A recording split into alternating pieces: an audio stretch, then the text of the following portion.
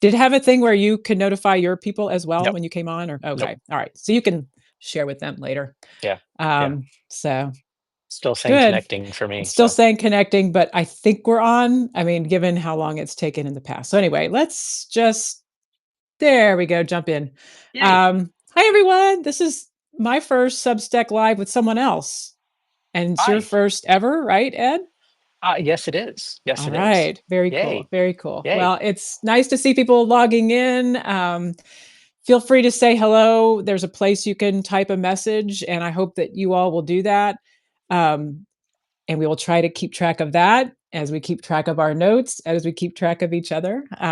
But it's good to have all of you here. And for those who were asking, um, if you weren't able to get in or you know of someone who didn't get connected in time, we'll make it available on recording. And Ed, you're welcome to link to mine, or we'll figure it out if you would like to Groovy. share in your networks. But welcome, everyone. I'm Marianne from the Blue Room. And I thought to start, we'll be here just for about half an hour or so, just sharing our thoughts and seeing where the conversation goes. But I loved, for those of you who watched or listened to the Trevor Noah conversation with Robert Putnam, or Bob. Maybe we can call him Bob since we. I think we can call him Bob. I Yeah, think we have I to think call that's him Bob. okay. Yeah, I think Yeah. it's okay. Um, they Bob made a reference to this big meeting where actually is the place where he met Barack Obama, and he said all the people were trying to kind of impress each other with their station identification, as he called it. We're not trying to be impressive. We're just trying to introduce each other. But Ed, would you kind of just share your station identification? You know, who you are, what kind of brings you here, and whatever organizations or congregations you want Right. to connect Cool. to. Well, what brings me here is Marianne inviting me. That's, it's as Yes. simple as that. Yeah. Anyway, my name is Edward Good, and I am pastor of a United Church of Christ congregation in Northern Kentucky, but I live across the river in Cincinnati, sitting out on my back deck where it is sunny and 60 degrees, like the warmest day we've had since like November. It's great. Yay. Um, so anyway, I'm thrilled on that. I'm also on Substack. It's kind of, I think, somewhat where Marianne and I got connected. Mhm. I do a site that's kind of a combination of writing and reflections with my photography work. It's called Imago Scriptura. So yeah, that's kind of who I am. And hopefully the breeze doesn't come through too much of my AirPods as I'm talking. So yeah, Sound great. Sound great. yeah. And I see I've got I can see how comments come through because Capital Jill, aka my mom, has been able to give a connection and a comment there. So we'll see you as you come in and comment on this. And so feel free to do that. Um, so again, we are, I think you and I,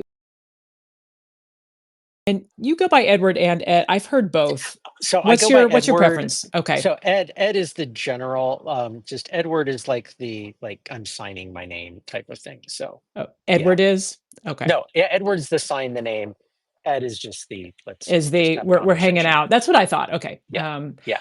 We have corresponded countless times, and when you're texting someone, you don't sign them. So, it's kind of the thing that one may not assume with someone. But anyway, um, you and I are of similar vintage as pastors, and so you probably heard about or knew the book Bowling Alone that Robert Putnam wrote. I never read it. I don't think I have it here, but there's another book that I got from the library that seems to be more about kind of democracy. And those are the things he was talking about in the podcast. But I'm curious if that kind of been your experience, or if you have any kind of connection to his work. Um, So actually, I read Bowling Alone when one of my colleagues in my first congregation, who was one of our interim pastors I worked with, he and I actually would do our staff meetings at a bowling alley. no Um, kidding. Oh my yes, gosh. yes. So Incredible. when we did our pastor, associate pastor, Joe was like a year older than me, something like Okay. that. Um, and so we would bowl and do our pastor, associate pastor, staff meeting conversations. And Amazing. Joe told me, it was we he shared about the book because he Yeah. had read it when it first came out, and I think I read it for the first time then. And so Yeah. yeah, so We were That's not great. bowling alone. We weren't on a team, but we Yes. were bowling together at least. That's incredible. I love it. I love it. Yeah, I mean, it's just one of those. I'm sure there's a lot to dive into in the book, but it's also one of those where the kind of one sentence summary of the book kind of tells you what it is, right? I mean, the idea Yes. that we used to bowl in leagues and now we bowl by ourselves, and that kind of Mhm, breaking down of those social ties. So I thought we'd start just by I'm curious and want to give you the floor first to just kind of say what were your initial responses or some just initial things that you wanted to say about this conversation that Trevor Noah and Christiana, and I can't remember her last name, but she works with Trevor in his mhm, production company, and mhm. Bob Putnam. And Bob.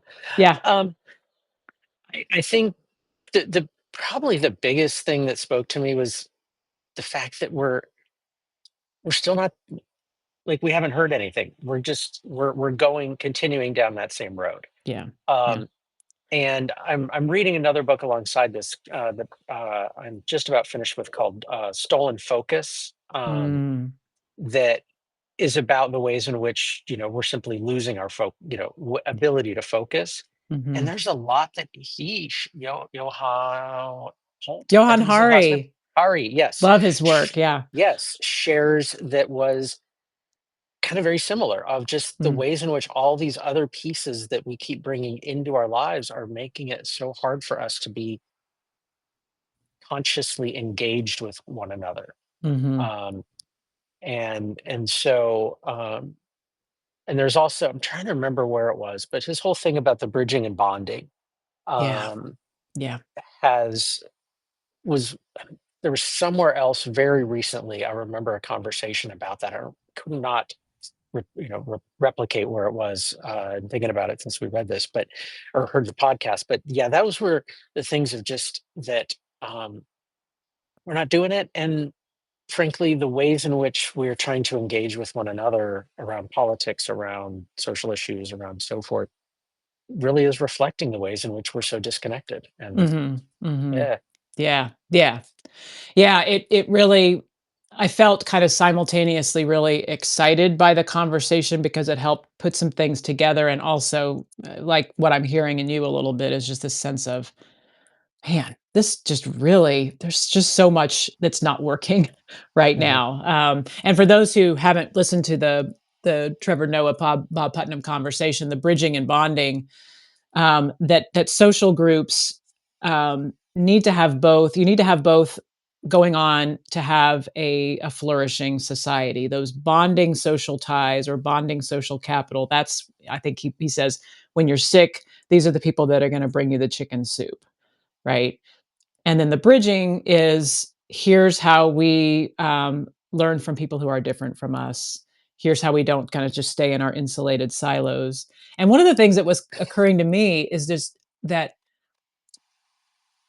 I was kind of indicting myself a little bit in this that the world feels so overwhelming that there's such a comfort in just I can just be myself and not have that kind of friction that comes when you're with somebody who just doesn't get you. mhm, And so I don't even really kind of blame people for wanting to go into their bonding social capital because the world feels so unspooled that, like, of course, you want to be around people that just you speak the same language culturally, right? But it comes at such a tremendous cost. And so that was one of the things that I was really, really thinking about. But the other thing, and I mentioned this in the kind of notes that Ed and I were sharing back and forth, that um, I'm going to try to tell this story as quickly as I can. But we live in a townhome cluster that there was a committee that my husband was on that was trying to get approval to build a communal charger for electric vehicles. We had gotten a grant, or we were eligible for a grant, so it was gonna be really inexpensive for this 60 cluster of 60 homes to build this charger that we could all use. We would pay for it, it's just like when you charge or when you buy gas, like, you pay for it. So, it was not going to cost the cluster a lot, and this team spent so much time and energy trying to research as much as they could, They went around door to door and were talking to people. So that was kind of there's that bridging, and bonding kind of thing. And it was 9 days before the election that we had the meeting, and it was voted down. And you know what? If something doesn't pass, that's fine. That's just the way it goes sometimes. But the conversation around this proposal was so reactive, so fear based. And I mean, I was peripherally involved because my husband was on the team, but like their basic competence was called into question. They were called selfish for wanting to get this done because the people who are on the team do have EVs and they would benefit from it, but a lot of people wanted it. But there was just a lot of misinformation. And so my point is that the trust, just the basic elements of social trust of like, well, I don't know you that well, but you're in my neighborhood, and there's just kind of a basic benefit of the doubt that maybe we can give each other. And that just wasn't there. And the imagination isn't there, so, and I'll just say, just as a little button on that, is that was 9 days before the election. And when I saw the conversation and how it unfolded, and then when I saw the result, I said to myself, I didn't say it out loud, but then 9 days later, when we had the election result, I was like, I saw that coming.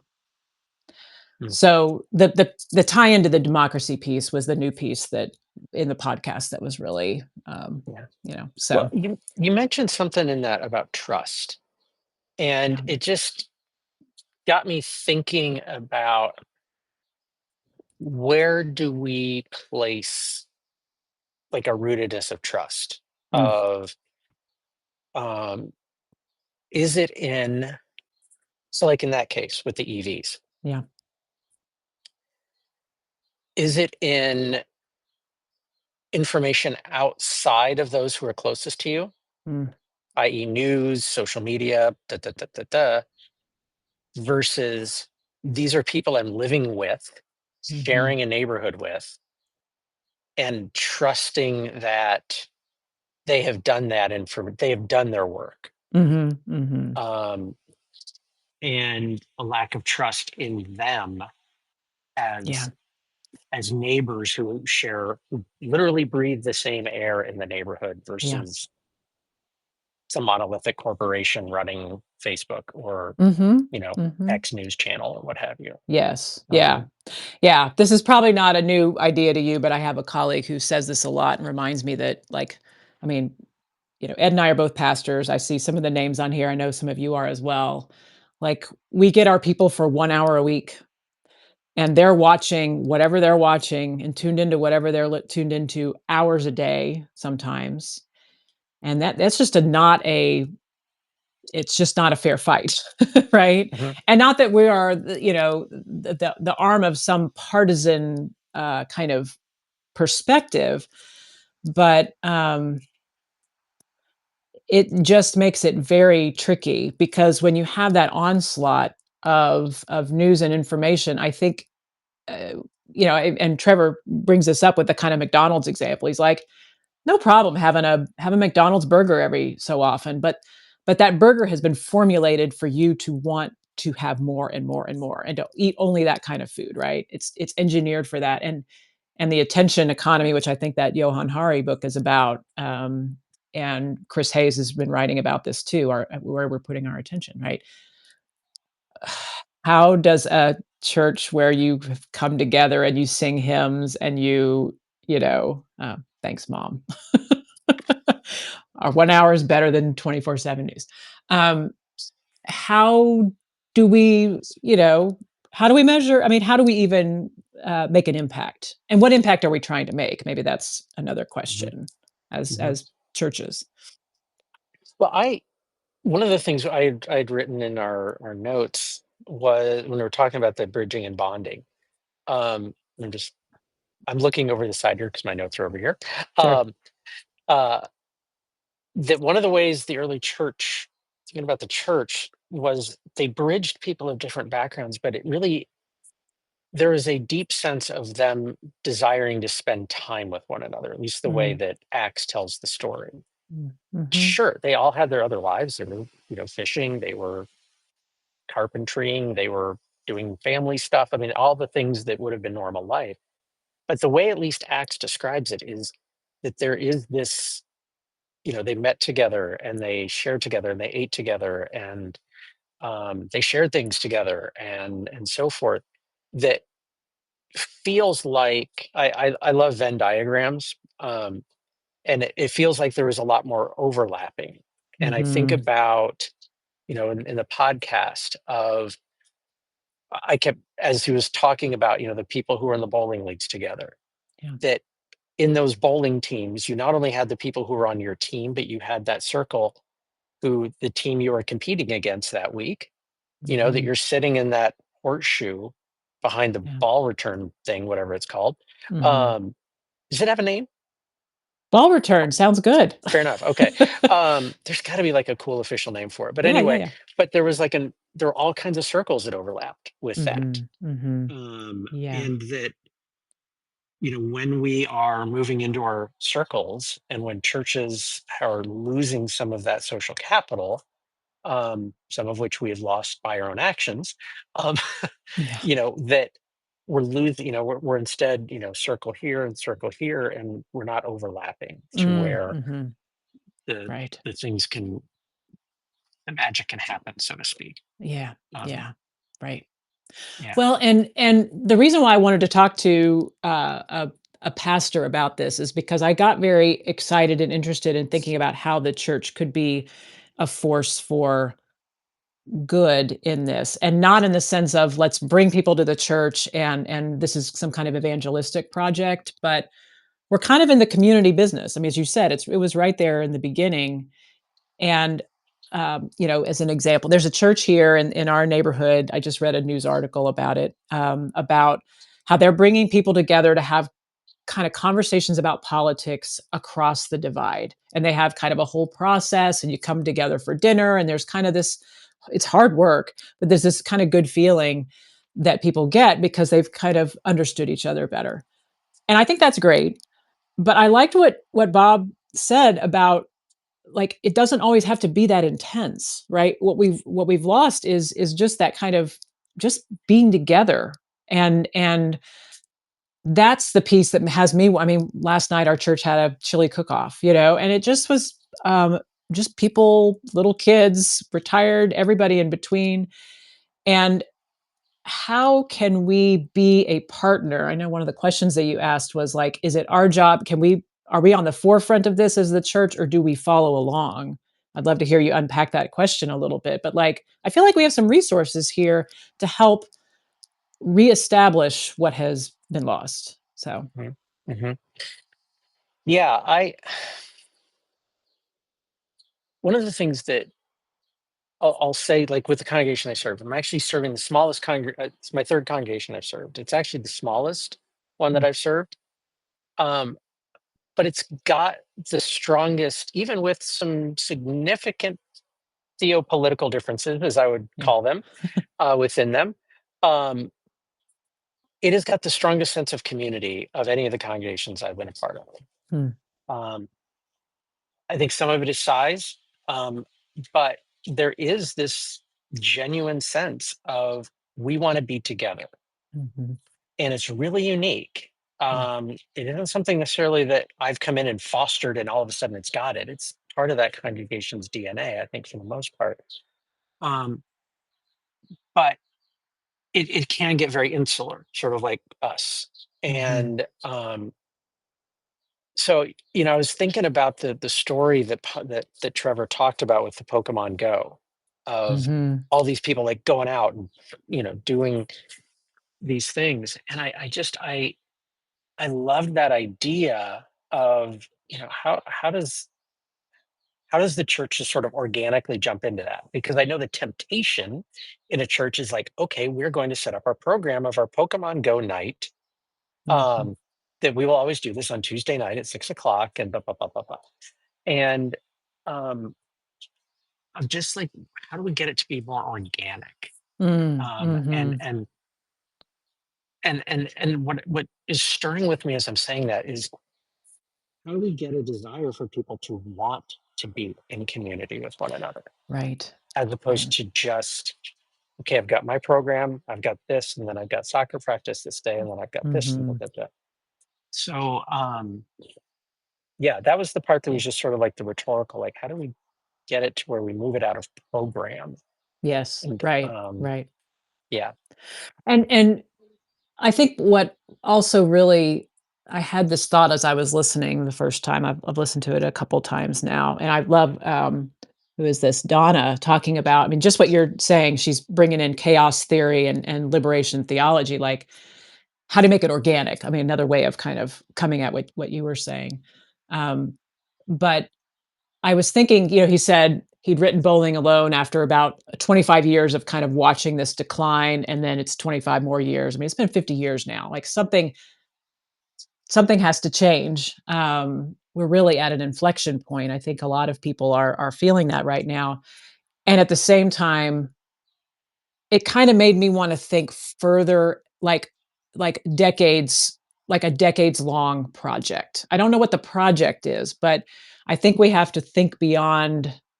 And I wrote this somewhere this past few days, like, um, thinking about the next 4 years, and we need to be thinking about the next 50 years. I'm thinking about the like, and I don't want to. This is a weird example, but like I was thinking about the pro-life movement, right? I mean, from the beginning of Roe v. Wade, there has been a strategic kind of project that in 2022 has bore tremendous fruit. And I'm not talking about a political project, and I'm certainly not on board with that. But the idea of taking the long view. So, what would it mean for the church, for all of us who care about community, to take the long view? And um, and what would that look like? And what I hear you saying is like the first step is just for to kind of help people see what's in it for them. I mean, that's kind of a self-serving way of thinking about it, but like, are we happier? Are we happier Mhm, with these ties and the social isolation? And no, we're not. So how do we start to pull out of that? mhm. Um, yeah. Yeah. So we talked about there's a man in Cincinnati named Peter Block who is basically like a social science researcher and activist. And Block has written extensively on senses of community, and um, he part of his advocacy, and this is I think some of the things um, that we talk about the long view, is an advocacy on local place, Mm, um, and that we're in you're in DC area, I'm in Cincinnati area, we're in major metropolitan areas, um, and so we have 6 billion options of where we want to mhm, go, what we want to do, and so forth. And Peter really tries to advocate for this sense of live in your neighborhood, mm, do like really invest in your neighborhood. And so he shares that about faith communities. Um, that in his view, a congregation shouldn't be tens of thousands of people, mhm. that is drawing from dozens and dozens of miles around. Yeah. It should be a local congregation in a community that is invested in that neighborhood and Mhm, does reflect that neighborhood, for good and sometimes not so much. Um, but really invest in that place. So people live in that place, people shop in that place, people do activities in that place. mhm, Um, and so that is like a core thing of what Block advocates for. And I think that's something that a congregation, congregations that are going to be having to do revisioning of who they are. mhm, Vast majority of at least the denominational congregations that Marianne and I both serve are in places where there's going to be some major revisioning that's going to have to happen on individual level, but also a congregation. And so, how do congregations really invest yeah. in their neighborhoods? Mhm, Um, the other thing Block does in every setting that I've ever met with him or been in with him is when he gets people in groups, he gets them in groups of three. It's always mm, triads mm, because he feels two makes it to where it gets very insular. mhm, Four gets it to where somebody's always left out. mm, And so his number was three, and Peter's not really. very religious, but I don't. I it, the irony is not lost on me of the Trinitarian side of things, Oh, yeah. um, but that it's you. I remember one time he said threes just make things more interesting. Mm, Um, mm, and so those are a couple things that he shares, and I think are things that the church can think about and learn from, yeah. um, as we look at what this may look like 10, 15, Mhm. 50 years from now. Right, Um, right. Well, this is a great connection to what I'm kind of seeing and come across on the comments because this kind of broadening and deepening possible, I think, in our social environment. I don't know quite what Dave is meaning by that, but what I'm hearing in that is this is why this is a multi-decade project because many of us don't live in places where we can shop where we live and do that kind of hyper local.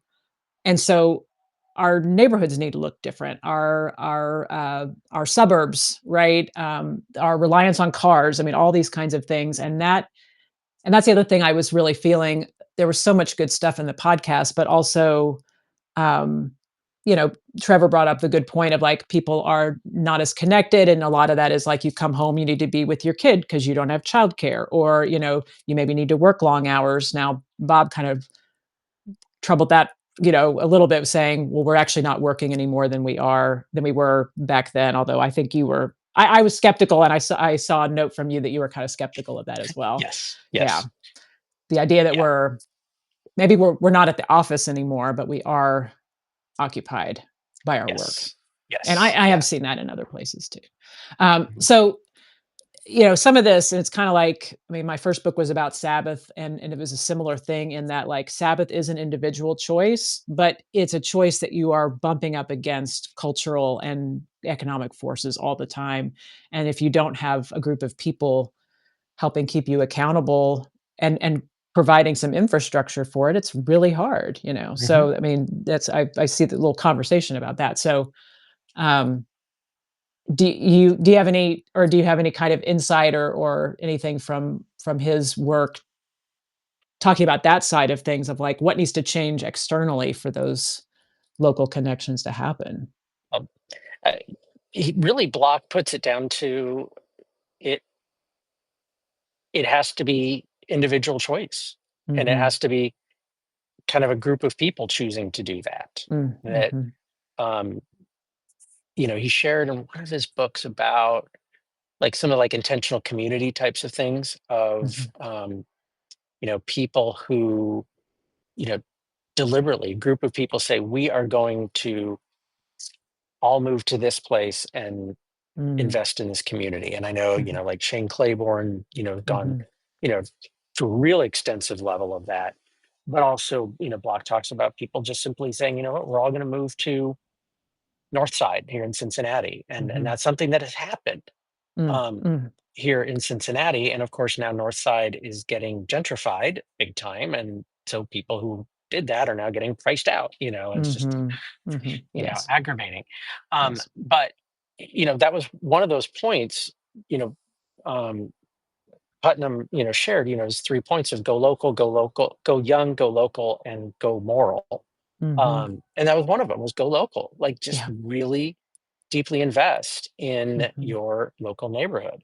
mhm, Um, and one of the things that's interesting for me in my congregation that I serve now is this is the first congregation I don't live in that same community. mm. Yeah. Um, my other two congregations, I was within a 10-minute drive or 5-minute walk in one case of the church. Here, it's at best a 25-minute drive. Mhm. And so, even as me as pastor of that congregation, it is sometimes challenging of that I don't live in that community. And Yeah. so, like with the school district, like if I call the school district about something, it's well, I'm a pastor in your community, but I don't have kids there, Mhm, type of thing. mhm. Yeah. Um, but I think that local piece is one of the things I think Button is exactly right. Mhm. Yeah, Yeah. yeah. Yeah, I mean, and thank you for bringing up his kind of prescription, at the end where he talks about, um, thinking about the young, how do we help inspire, or in some cases, get out of the way of younger generations who are going to be the ones to build this new world if we can move to that.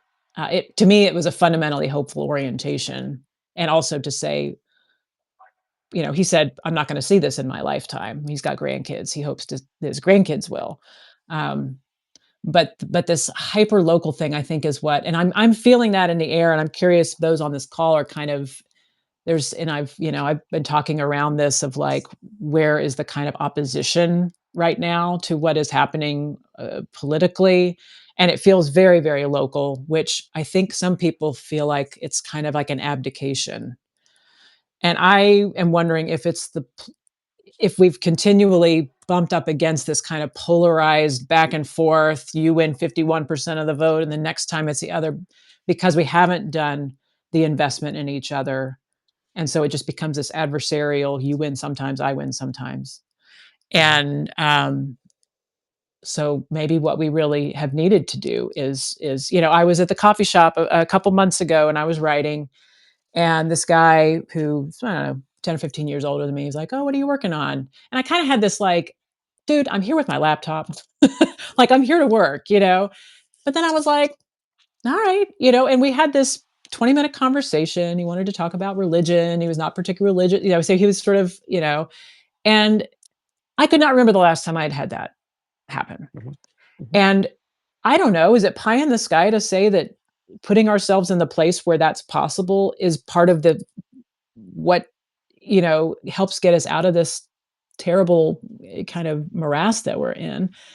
Mhm. Yeah, it does seem pie in the sky, but also maybe there's something to it. Well, it's pie in the sky, but it's we at least you and I have centered our lives on somebody who had these crazy ideas about what True. the world could be, Yeah. Yeah. and it's still not Yeah. there by Yeah. any means, Mhm. but that, and I think you called yourself in one of your recent posts what the hope gal or hope lady, something. I Right. forgot which one. Yeah. um that there is that, but there was another article, and maybe Marianne can put this link up about talking to strangers, and I had a similar Yes. experience. So my first book just got released a couple days ago, or a couple weeks ago, and a lot of it is based around this neighborhood park Mm. where I walk my dog quite often. Or all of it is based around that, in fact. And one of the things I wrote about was this interesting community of people who walk there, and Mhm. how, around 7 to 8 o'clock, there's generally, when the weather is decent, um, the same people walking. Mhm. And how I had started to identify people, a couple people who I talked to by name, and we now greet each other by name. And one of them has treats for Scout every time we see her. Um, but then others who I'm like, that's the woman with the Snoopy shirt, because Mm. she always wears Snoopy shirts. And then there's this guy who always jogs in a very unique sort of manner with these big headphones on. And I called him Headphone Guy. And whenever he'd greet me, he'd say, his way of saying hi was yo yo, and one of the things I've started to try to do now that the weather's warmed up a little bit and people are back, kind of to some of that, is actually stopping them and saying, "Hey, what's your name? I see you here Mhm. all the time." And I Mhm. had a conversation with Snoopy girl, or Yes. Snoopy woman, and this morning, and found out her name's Melanie, and we had a Mm. great 5 minute conversation. Yeah. And it was like there was a bridging moment. I have no idea about her politics. I have no idea if she's religious or anything like that, but there was an intentionality. Mhm. And Mhm. she could have also been like, "Nope, I'm in my Mhm. I'm in my Yeah. zone." Okay, and Yeah. respect that.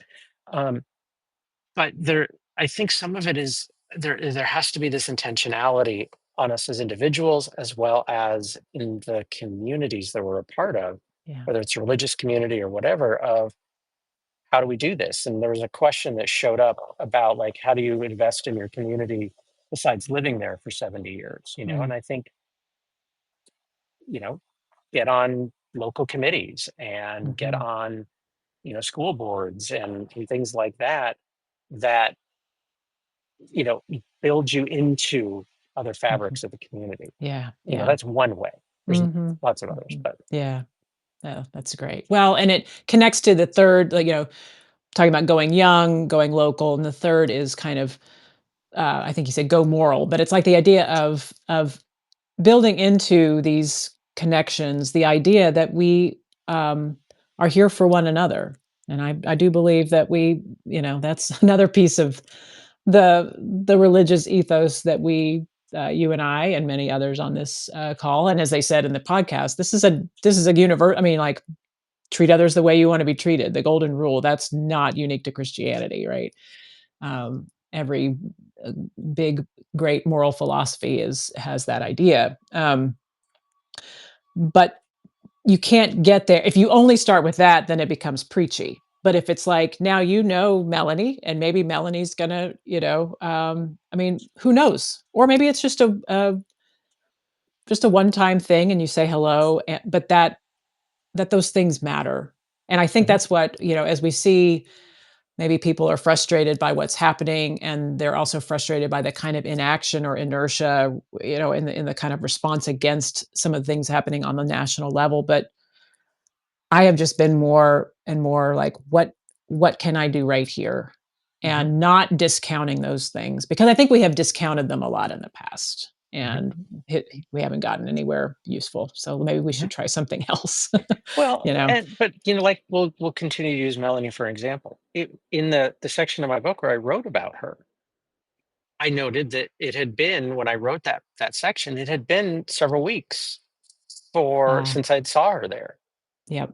and I Yep. wrote in that part about I wonder how if everything was okay, and so there is that, if now that I know her name and so forth, if there's goes a couple weeks and I don't see Hmm. her, I Yeah. can say to her, hey, by the way, Melanie, I haven't seen you for a few weeks. And, she could say, oh, yeah, I was on a trip to Australia. Wow, awesome. Or, Yes. yeah, I was really sick. Or, yeah, my mother died. Hmm. And there's an opportunity for care or sharing, of things that are Hmm. going on. So, there's that intentionality. And for me as a Myers, Myers-Briggs introvert and Enneagram five, I was gonna say. yeah. Yeah, Mm. So, but I think that's on us. yeah, Um, and it isn't something that we can say, here's your yeah. 5 point program. Right. You know, Yes, yes. yeah, Yeah.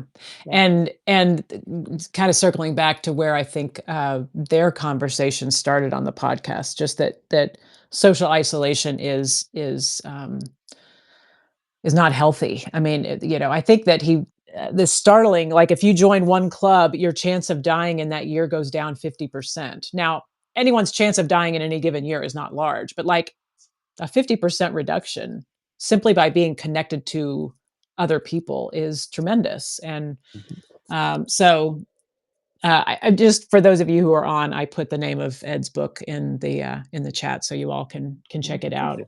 When we post the replay, we'll have links to all of these things. But yeah, what are you? The last kind of question for both of us. What are you feeling kind of invited into, or what's your takeaway as you kind of think about this conversation?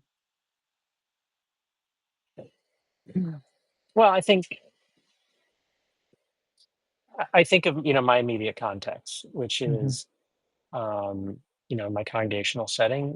We've got stuff we're working on, and Hmm. some of it really is rooted in this idea, Yeah. and so you know yeah, there's some intentionality of people I need to connect with and Hmm. keep those connections with, and not just simply, that they're the other or something like Hmm. that, but, they're people who I believe have have hearts that want to see something better for this world. They're coming at some of them coming at it from a different direction from me for sure. Hmm. Hmm. But how do we start with, that overlap? Where's that overlap that we've got? So, Yeah. um, and then just for me is just this sense of we're in this inflection point for the church right now, that right now I think, the new Reformation type of idea, I think we're very much in that. Mhm. And we're the first of those seasons to really be able to look at it and say, I think we're in that Mm. Yes. moment. Yep. But that moment took a long time for that Mhm. to begin to make the good and not so good changes that were a result of it. Yeah. And we're in a tiny little sliver of that right now. Mhm. Um, Mhm. Yeah. yeah. I think it's a moment that requires both patience and urgency at the same time. I Hmm. mean, to Donna's point, is putting here, it is more than 5-minute conversations, but I do think it's built from those small components. That would be my hope, my sense. I mean, where I'm feeling led is I just loved Trevor's example of the Pokemon Go, which is not, those are loose ties, right? I mean, they're all running through Central Park and they have this little conversation and connection, but we don't have as many of those as we used to, and if we could build those kinds of, and I think our church, um, we have an opportunity to think. I don't see us doing the kind of, here, let's get together around our disagreement and have these, kind of difficult conversations. But how about some of the loose ties, some of the playfulness, right? And that's kind of where I'm wanting to dig in a little more, and to see that as a way for us, as a Christian community, that is a way of living out our faith, even if it's not overtly Jesus-y. It's kind of the way he did his stuff too, right? Hmm. Hmm. So anyway, those are uh, my takeaways. But mainly, I'm thankful for, we did our first joint Woo!